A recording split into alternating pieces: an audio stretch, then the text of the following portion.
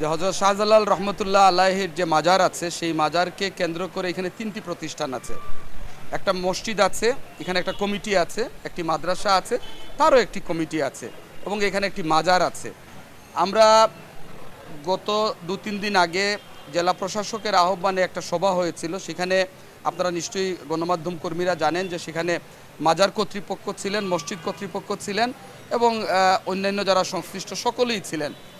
একটা বিষয়ে উপস্থিত সকলেই একমত হয়েছেন যে মাজারের যে হিসেব নিকেশের ব্যাপারটি সেটির ব্যাপারে স্বচ্ছতা থাকা উচিত, ট্রান্সপারেন্সি থাকা উচিত এবং কে কি দিচ্ছেন, কে কি পাচ্ছেন এই তথ্যটুকু কারোরই জানা নেই, এটি জানার অধিকার সবার আছে।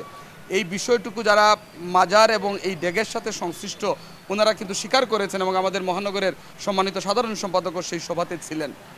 আমরা এই উদ্যোগকে স্বাগত জানাই, যেহেতু মাজার কর্তৃপক্ষ এই বিষয়ের সাথে একমত পোষণ করেছেন যে এই ব্যাপারে প্রশ্নটি হচ্ছে যে যে কর্মটি হয়েছে সেই ব্যাপারে হয়তো কারো কারো ক্ষোভ থাকতে পারে।